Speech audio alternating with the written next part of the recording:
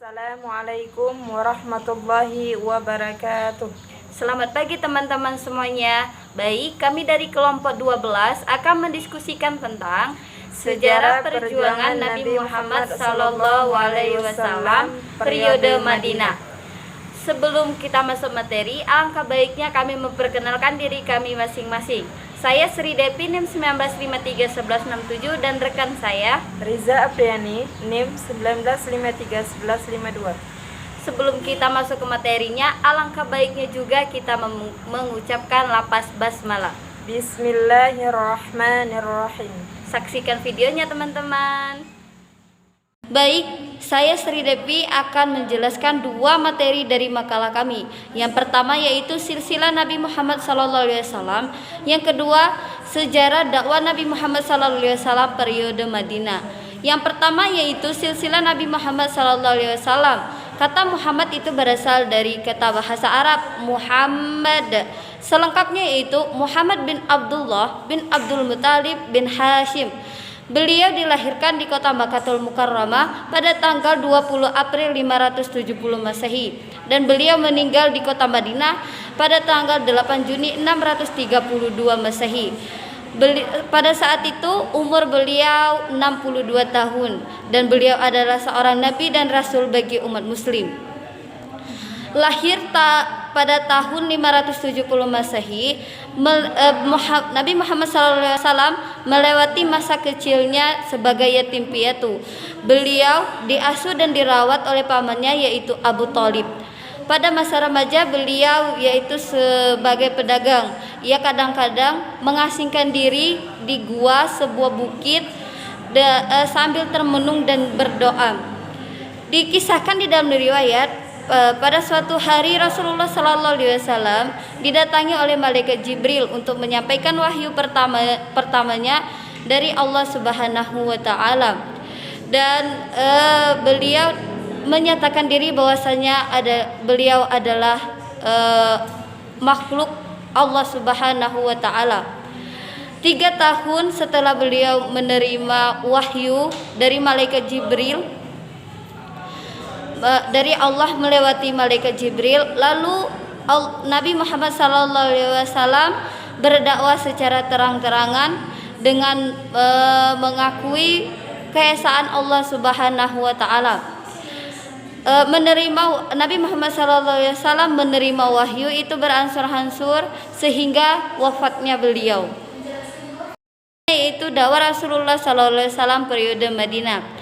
Dakwah Rasulullah SAW periode Madinah ini berlangsung selama 10 tahun, semenjak tanggal 12 Rabiul Awal tahun pertama Hijriah sampai wafatnya Rasulullah SAW tanggal 13 Rabiul Awal tahun 11 Hijriah. Materi dakwah yang disampaikan oleh Rasulullah SAW pada periode Madinah ini tidak hanya selain ajaran yang terkandung dalam 89 surat dan hadis periode Mekah, juga Rasulullah SAW mengajarkan yang terkandung dalam 25 surat Madinah dan hadis periode Madinah. Adapun ajaran Islam Madinah, umumnya ajaran Islam yang tentang sosial kemasyarakatan mengenai objek dakwah Rasulullah SAW periode Madinah adalah orang-orang yang sudah masuk Islam dalam kalangan muhajirin dan juga kaum Ansor. Kaum Ansar juga orang-orang yang belum masuk Islam, seperti kaum Yahudi penduduk Madinah dan para penduduk di luar kota Madinah termasuk bangsa Arab itu sendiri. Rasulullah SAW diutus oleh Allah Subhanahu wa Ta'ala bukan hanya untuk bangsa Arab tetapi seluruh umat manusia di seluruh dunia. Allah Subhanahu wa Ta'ala berfirman dalam Al-Quran surah Al-Anbiya ayat 21, surah ke-21 ayat 107, yang mana artinya, dan tidaklah kami mengutus kamu selain untuk menjadi rahmat bagi semesta alam. Nah, saya akan melanjutkan penjelasan dari Sri Depi yang materinya yaitu hijrah Nabi Muhammad SAW ke Yasrib atau Madinah. Faktor yang mendorong hijrah Nabi Muhammad SAW 1. Ada tanda-tanda baik pada perkembangan Islam di Yasrib. 2. Rencana pembunuhan Nabi Shallallahu Alaihi Wasallam pada kaum Quraisy. 3. Rencana pembunuhan Nabi Shallallahu Alaihi Wasallam. Setiap suku mengirimkan seseorang pemuda yang tangguh. Penjelasan selanjutnya itu substansi dan strategi dakwah Rasulullah Shallallahu Alaihi Wasallam periode Madinah. Setelah Nabi hijrah ke Madinah, kota tersebut dijadikan pusat jamaah kaum muslimin dan selanjutnya menjadi ibu kota negara yang segera didirikan oleh Nabi dengan dirubah namanya Madinah, yang semula dinamakan Yasrib. Pembina masjid. Masjid merupakan institusi dakwah pertama yang dibina oleh kaum Rasulullah Shallallahu Alaihi Wasallam. Setidaknya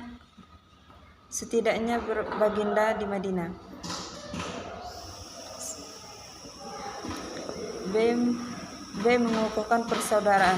Rasulullah Shallallahu Alaihi Wasallam mengukuhkan persaudaraan kaum Muhajirin dan Ansyar Jailani. Ini didasarkan kepada kesatuan cinta kepada Allah serta pengukuhan akidah tauhid yang sama. C. Pembentukan piagam Madinah. D. Strategi tentang ketenteraan. Mungkin hanya itulah penjelasan dari kelompok kami. Jika ada kata-kata yang salah, kami mohon maaf, dan kepada Allah marilah kita sama-sama mohon ampun. Wallahu muwaffiq ila aqwamit thariq. Wassalamualaikum warahmatullahi wabarakatuh.